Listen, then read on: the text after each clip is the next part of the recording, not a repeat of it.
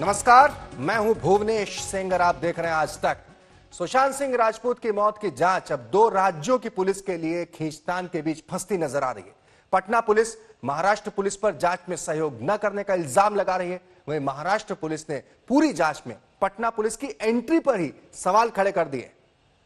Bihar police ने जो इसमें बाद में एक एफआईआर वहां जाकर दाखिल किया है, तो बिहार पुलिस हमको अप्रोच अवश्य हुई थी, लेकिन उनका जो एफआईआर है, उनका इन्वेस्टिगेशन जो उनके ज्यूरिसडिक्शन के बाहर चल रहा है, इसके बारे में लीगैलिटी एग्जामिन की जा रही है। जहां तक हमारी जानकारी है, अगर आपको कोई दूसरे ज्यूरिसडिक्शन में कोई गुने की रिपोर्ट देता है तो आप अवश्य उसको दाखिल करते हैं, जो हम प्रैक्टिस फॉलो करते हैं, लेकिन 0 का एफआईआर नंबर दाखिल करके ज्यूरिसडिक्शन में उसको ट्रांसफ़र कर दिया जाता है।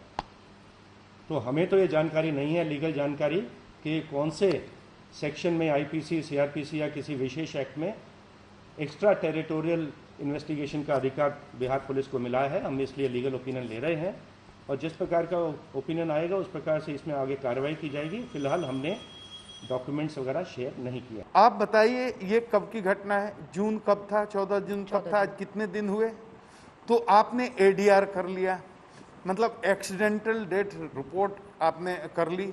उसको हम लोग अपने यहाँ यूडी केस कहते हैं, अप्राकृतिक मृत्यु का कांड आपने दर्ज कर लिया, उसकी इंक्वायरी कर रहे हैं आप। इतने दिन हो गए और आपने किया क्या भाई? हमारे यहाँ तो प्रोसेस है कि यूडी केस भी अगर हुआ, हम जांच करते हैं और जांच में हमारे पास साक्ष्य आते हैं तो उसको हम कॉग्निजेबल ऑफेंस में बदल देते हैं, एफआईआर प्राथमिकी में बदल देते हैं, फिर इन्वेस्टिगेशन शुरू करते हैं। उसके लिए जो जिम्मेवार लोग हैं उनको हम पकड़ते हैं, धरते हैं, पूछताछ करते हैं, साक्ष्य जुटाते हैं और फिर उसको चार्जशीट करते हैं। ऐसे होता है। तो मुंबई पुलिस ने जो एडीआर दर्ज किया, उसका नतीजा ही नहीं कुछ आया। और आप ये करें कि हमारा जुरिस्डिक्शन नहीं है, ये तो एक्यूज की भाषा है। ये तो वो रिया चक्रवर्ती बोल रही हैं, सुप्रीम कोर्ट में यही बात वो कह रही हैं कि बिहार पुलिस ने केस क्यों दर्ज किया, बिहार पुलिस क्यों जांच करेगी, बिहार पुलिस को एफआईआर भेज दीजिए, बोलिए भेज दे, वो मुंबई पुलिस ही जांच करेगी, हमारे मामले का जांच बिहार पुलिस नहीं करेगी। तो जो वो सुप्रीम कोर्ट में फरियाद लेकर गई हैं, ये तो उसी भाषा में बोल रहे हैं, मतलब दोनों एक ही भाषा में बोल रहे हैं। एक्यूज जिसको सुशांत के पिताजी ने बनाया है, अभियुक्त बनाया है, जिसको अपने पुत्र की तथाकथित हत्या, आत्महत्या के लिए जिम्मेवार माना है, वो जो दलील सुप्रीम कोर्ट में दे रही हैं, तो ये वही दलील मान करके चल रहे हैं। श्री कृष्ण कुमार सिंह ने भी अपना स्टेटमेंट दिया है, उनका सिग्नेचर हमारी स्टेटमेंट के ऊपर है और उनकी स्टेटमेंट में उन्होंने किसी के ऊपर शक नहीं बताया। उनके बयानों से ऐसा लगता है कि उनको जानकारी थी कि शायद कुछ साइकेट्रिक ट्रीटमेंट चल रहा था, कुछ साइकेट्रिक प्रॉब्लम उनको हो सकती है, ऐसा उनके बयानों में कहा गया है। इस प्रकार का तथ्य, इस प्रकार के फैक्ट हमारे जो ट्रीटमेंट के पेपर्स फ्लैट में से मिले, वहाँ पे भी हमको ट्रीटमेंट के पेपर्स मिले हैं कि वो 4-5 डॉक्टर्स को कंसल्ट कर रहे थे, साइकेट्रिस्ट को। हम कहाँ कहते हैं कि रिया चक्रवर्ती ने कत्ल किया है? हम कहाँ कहते हैं कि जिन लोगों को अभियुक्त बनाया गया है वो सब सही में दोषी ही होंगे? हम तो जजमेंट नहीं दे रहे हैं, हम किसी निर्णय पर नहीं पहुंचे हैं। हम तो ये कह रहे हैं कि एक बूढ़ा, बीमार, लाचार, असहाय बाप जो मुंबई में जा करके केस नहीं लड़ सकता, उसकी ये शिकायत है कि हमारे साथ ऐसा हुआ है और ये लोग जिम्मेवार हैं। हम उसकी शिकायत की जांच कर रहे हैं, इन्वेस्टिगेशन कर रहे हैं। जब साक्ष्य आएगा तभी हम वारंट निकालेंगे, तभी हम अरेस्ट करेंगे। भरोसा तो करना चाहिए कि हम किसी के खिलाफ नहीं हैं, रिया हो या कोई हो, किसी से हमारी दुश्मनी नहीं है, किसी निर्दोष को कुछ नहीं होने देंगे। सबूत मिलेगा तभी आगे की कार्रवाई होगी। लेकिन आप तो हमें काम ही नहीं करने दे रहे हो, हमें एफएसएल नहीं दे रहे हो, हमें पीएम रिपोर्ट नहीं दे रहे हो, हमें इंक्वेस्ट रिपोर्ट नहीं दे रहे हो, हमें तो कुछ देते ही नहीं रहे हो। बोल रहे हो सीधा नहीं नहीं नहीं नहीं नहीं नहीं, जाइए, आपका जुरिस्डिक्शन नहीं। तो ठीक है, अब मामला सर्वोच्च न्यायालय में है और सर्वोच्च न्यायालय बोल दे कि हाँ भाई आप छोड़ दो, आपका जुरिस्डिक्शन नहीं, मुंबई पुलिस को दे दो, हम दे देंगे। पूरा इन्वेस्टिगेशन एक वेरी प्रोफेशनल तरीके से महाराष्ट्र पुलिस कर रही है, बांद्रा पुलिस स्टेशन कर रहा है, हमारे डिप्टी कमिश्नर पर्सनली सुपरवाइज कर रहे हैं। एंड हमारे इन्वेस्टिगेशन के बारे में अभी तक तो हमारे पास कोई किसी ने कंप्लेंट की नहीं है and all people have fully cooperated. अगर किसी को हमारे इन्वेस्टिगेशन के बारे में कुछ शिकायत है तो हमारे पास अवश्य कंप्लेंट कीजिए, राइटिंग में भेजिए एंड जो भी तथ्य सामने आएंगे उनको अवश्य एग्जामिन करेंगे। वो एकदम सुप्रीम हैं, सुपर्ब हैं, the best police force on this universe, in this universe हैं। वो ब्रिटिश पुलिस से भी अच्छे हैं, अमेरिकन पुलिस से भी अच्छे हैं, कनाडा पुलिस से, दुनिया की सबसे सर्वश्रेष्ठ मुंबई पुलिस की 34 साल का एक नौजवान मुस्कुराता हुआ चेहरा जो जीवन में सफल था, जिसके पास दौलत थी, शोहरत थी, नाम था और कोई कारण नहीं था कि वो अपने को फांसी पर झुला ले। वो फांसी पर झूल कर मर जाता है और 50 दिन से एडीआर का इंक्वायरी कर रहे हैं, किसी नतीजे पर पुलिस अभी तक नहीं पहुंचती है। अब ऐसी पुलिस को मैं सलाम करता हूं। मुझे इस पर कुछ नहीं बोलना है। बिहार पुलिस ने जो इसमें बाद में एक एफआईआर वहां जाकर दाखिल किया है, तो बिहार पुलिस हमको अप्रोच अवश्य हुई थी, लेकिन उनका जो एफआईआर है, उनका इन्वेस्टिगेशन जो उनके ज्यूरिसडिक्शन के बाहर चल रहा है, इसके बारे में लीगैलिटी एग्जामिन की जा रही है। जहां तक हमारी जानकारी है, अगर आपको कोई दूसरे ज्यूरिसडिक्शन में कोई गुने की रिपोर्ट देता है तो आप अवश्य उसको दाखिल करते हैं, जो हम प्रैक्टिस फॉलो करते हैं, लेकिन 0 का एफआईआर नंबर दाखिल करके ज्यूरिसडिक्शन में उसको ट्रांसफ़र कर दिया जाता है। तो हमें तो ये जानकारी नहीं है, लीगल जानकारी, कि कौन से सेक्शन में आईपीसी, सीआरपीसी या किसी विशेष एक्ट में एक्स्ट्रा टेरिटोरियल इन्वेस्टिगेशन का अधिकार बिहार पुलिस को मिला है। हम इसलिए लीगल ओपिनियन ले रहे हैं और जिस प्रकार का ओपिनियन आएगा उस प्रकार से इसमें आगे कार्रवाई की जाएगी। फिलहाल हमने डॉक्यूमेंट्स वगैरह शेयर नहीं किया। हमारी एक्यूज्ड हैं, वो हमारी एक्यूज्ड हैं, हमारी अभियुक्त हैं। हमारे एफआईआर में उनको अभियुक्त बनाया गया है। हम उनके खिलाफ एविडेंस जुटा रहे हैं। एविडेंस अगर हमको साक्ष्य मिल गए तो हम उनकी गिरफ्तारी की प्रक्रिया शुरू करेंगे। समन क्या, वारंट उनका जारी होगा।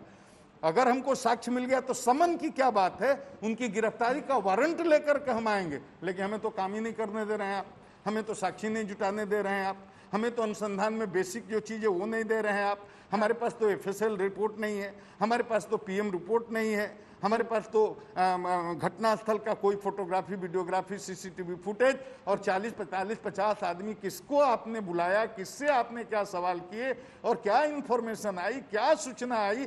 जो फाइनेंशियल ट्रांजैक्शंस हैं हम अभी भी एग्जामिन कर रहे हैं। उनके चार्टर्ड अकाउंटेंट की स्टेटमेंट ली गई है, जो अभी प्रेजेंट सीए हैं। इससे पहले जो सीए थे उनसे भी बात की गई है। उनके पूरा बैंक का स्टेटमेंट, लेजर्स को भी एग्जामिन किया जा रहा है। लेकिन प्राइमा फेसी जितना अब तक दिखाई देता है कि पिछले कुछ समय में जो उनका करीब 18 करोड़ रुपया बैंक में आया था, उसमें से 4, 4.5 करोड़ अभी भी उनके शायद फिक्स अकाउंट्स में बैंक में अभी है। बाकी भी जो इनके एक्सपेंसेस हैं वो एग्जामिन किए गए हैं। लेकिन जो एक चार्ज लगा है कि वहाँ से पैसा रिया के अकाउंट, रिया चक्रवर्ती के अकाउंट में ट्रांसफर हुआ, उस प्रकार का अभी हमको कोई करॉबोरेशन नहीं मिला है। फिर भी इन डेप्थ हमारी टीम्स अभी उसको फाइनेंशियल एक्सपर्ट्स की मदद से एग्जामिन कर रही हैं। आप करिए ना, जुरिस्डिक्शन आप ही करिए, आप ही इन्वेस्टिगेशन करिए, हम एफआईआर भी दे देंगे। हमें कौन जिद है कि हम ही करेंगे भाई, मुंबई पुलिस करे। लेकिन हमने जो सूचनाएं जुटाई है उसको इग्नोर करिएगा तो हम चुप नहीं बैठेंगे। हमारे पास भी सूचना है, हमारे पास भी जानकारी है, हमको संतुष्ट करना पड़ेगा, हमको बताना पड़ेगा। हम आपको इशारा करेंगे, भाई इससे क्यों नहीं पूछ रहे हो, इसके खिलाफ हमारे पास जानकारी है, इसको क्यों नहीं इंटरोगेट कर रहे हो। आप बताइए, ये पैसे के एंगल पर, मनी ट्रेल पर कोई इन्वेस्टिगेशन, कोई इंक्वायरी हुआ इतने दिनों में? तो क्यों नहीं हुआ भाई? 4 साल में 50 करोड़ रुपया उसके अकाउंट में आता है, सारा खर्च हो जाता है। 1 साल के अंदर 17 करोड़ रुपया आता है, उसमें से 15 करोड़ रुपया निकल जाता है। ये कैसे हो गया भाई?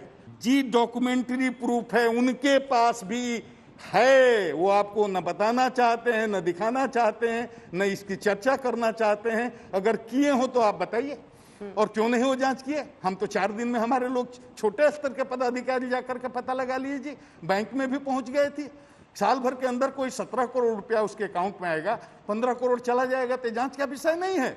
सुशांत सिंह राजपूत की मौत की गुत्थी उलझती जा रही है। हर बीतते दिन के साथ मुंबई पुलिस पर सवालों की बौछार हो रही है। अब सुशांत के पिता के सिंह ने एक सनसनीखेज खुलासा किया है। सुशांत के पिता ने कहा है कि उन्हें पहले से अंदेशा था कि उनके बेटे की जान को खतरा है। उन्होंने बाकायदा इसकी शिकायत बांद्रा पुलिस से भी की थी, मगर आरोप है कि पुलिस ने कुछ नहीं किया। मगर मुंबई पुलिस बार बार कह रही है कि वो सुशांत की मौत का मुकम्मल जांच पड़ताल कर रही है। मुंबई पुलिस ने दिशा सालियान और सुशांत की मौत के बीच के कनेक्शन को भी खारिज किया है।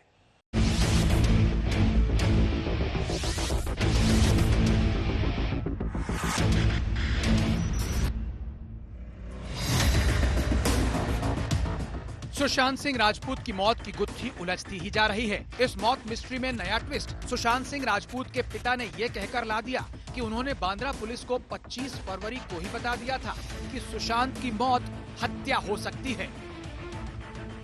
25 फरवरी को मैंने बांद्रा पुलिस को आगाह किया था कि मेरे बेटे सुशांत की जान को खतरा है, परंतु उन्होंने कुछ नहीं किया। 14 जून को जब मेरे बेटे की जान चली गई तो हमने 25 फरवरी में नामित लोगों के विरुद्ध एक्शन लेने को कहा, परंतु 40 दिन के बीत जाने के बाद भी उन्होंने कोई कार्रवाई नहीं की। ये आरोप बेहद सनसनीखेज है क्योंकि पहले से ही सुशांत की मौत को उनकी पूर्व मैनेजर दिशा सालियान की मौत से जोड़ा जा रहा है, क्योंकि 8 जून को सुशांत की पूर्व मैनेजर दिशा सालियान ने खुदकुशी की। 8 जून को ही रिया चक्रवर्ती ने सुशांत का घर छोड़ा और सिर्फ 6 दिन के भीतर ही 14 जून को सुशांत ने खुदकुशी कर ली। तो क्या सुशांत की खुदकुशी का राज दिशा सालियान की खुदकुशी से जुड़ा हुआ है? क्या ये महज इत्तेफाक था कि जिस दिन दिशा ने खुदकुशी की उसी दिन रिया ने सुशांत का घर छोड़ा?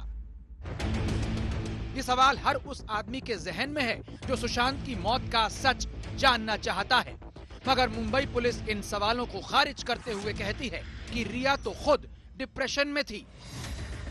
कल तक मुंबई पुलिस खुलकर नहीं बता रही थी कि दिशा सालियान की मौत से सुशांत की मौत का कोई कनेक्शन तो नहीं, मगर आज खुद मुंबई पुलिस कमिश्नर ने जो बताया वो शक को और गहरा कर रहा है। ऐसा हमारे स्टेटमेंट्स में आया है कि जब उनका नाम दिशा सालियान के साथ जोड़ा गया तो उससे बहुत इमोशनली डिस्टर्ब हो गए थे, और जितना हमने अभी तक इन्वेस्टिगेशन किया है उसमें ऐसा मालूम पड़ा है कि वो दिशा सालियान जो कि एक कॉर्नर स्टोर नाम की मैनेजमेंट कंपनी के लिए काम करती थी, उनकी मुलाकात सिर्फ सुशांत सिंह जी से सिर्फ एक ही बार हुई थी। मुंबई पुलिस की माने तो सुशांत को इस बात का डर सता रहा था कि कहीं दिशा सालियान की मौत में उनका नाम ना घसीट लिया जाए।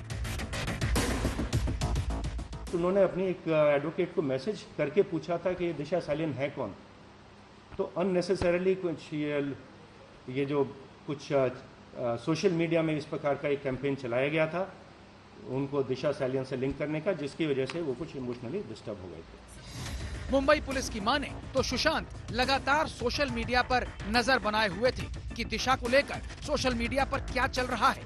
इतना ही नहीं, सुशांत बार बार बाइपोलर डिसऑर्डर और खुदकुशी करने के तरीके भी सर्च करते थे।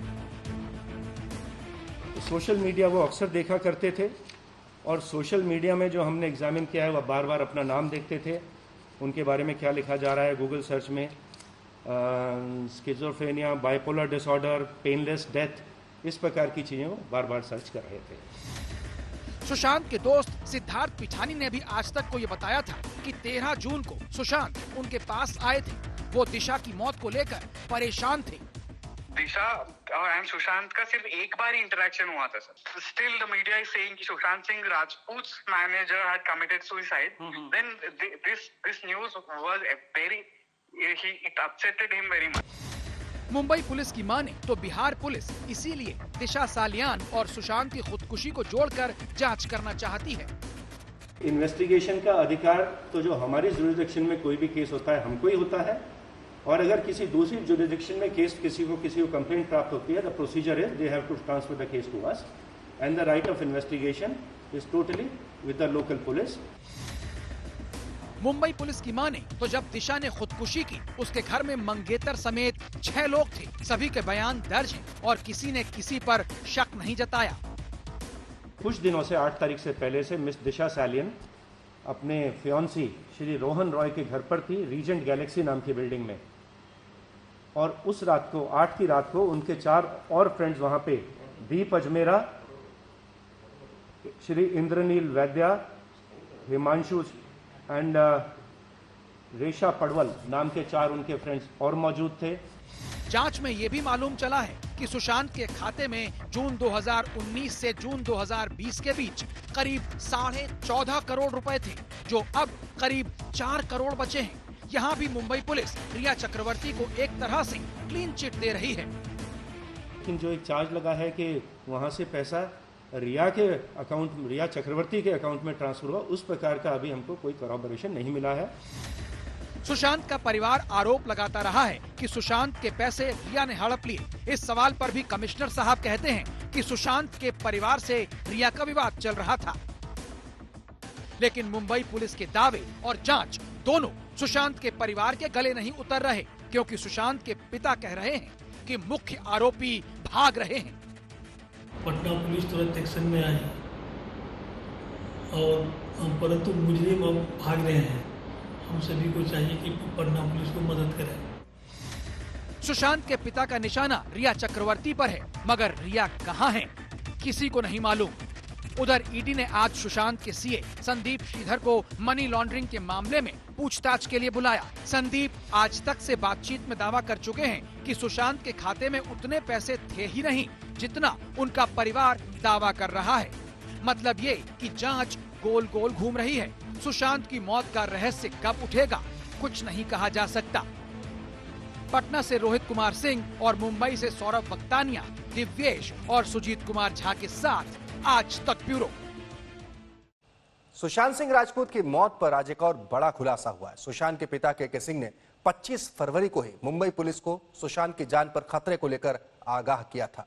इसके अलावा सुशांत के जीजा, जो कि एक आईपीएस ऑफिसर हैं, उन्होंने मुंबई के डीसीपी जोन 9 को व्हाट्सएप संदेश भेजकर सुशांत की जान को खतरे की बात कही थी। इस व्हाट्सएप मैसेज में रिया चक्रवर्ती पर गंभीर आरोप लगाए गए। पहले आपको वो व्हाट्सएप संदेश सुनाते हैं जो सुशांत के जीजा ने मुंबई के डीसीपी जोन 9 को भेजा था। इसके बाद मुंबई पुलिस ने इस संदेश पर जो सफाई दी है वो भी दिखाएंगे। रिया के पिता रिटायर्ड डॉक्टर हैं। सुशांत से जुड़ने के कुछ दिन बाद वो सुशांत के घर में शिफ्ट हो गई, ये दिखाते हुए कि वो डिप्रेशन से जूझ रहे सुशांत की मदद कर रही है। सुशांत को एयरपोर्ट के पास एक रिजॉर्ट में रिया और उसके परिवार वाले लेकर गए और कुछ महीने रुके। उस वक्त से वो सुशांत को और उसके कारोबारी मामले को मैनेज कर रहे थे। वहीं से हालात बिगड़े। जब मामला हाथ से बाहर निकला तब सुशांत ने मेरी पत्नी को फोन किया। वो हमारे साथ 2-3 दिन तक रहा और फिर शूटिंग की वजह से वापस लौटा।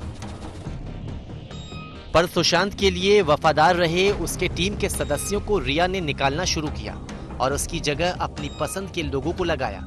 यहां से हालात और बिगड़े। सुशांत की तीसरी बहन, जो दिल्ली में रहती है और पेशे से वकील है, सुशांत के पास आती जाती रहती थी। उसने अंदेशा जताया कि वो गलत लोगों के ग्रुप में फंस गया है और उसकी जान को खतरा है। यहां रुकेंगे एक छोटे से ब्रेक के लिए, फौरन हाजिर होंगे। आप बने रहिए हमारे साथ और देखते रहिए आज तक।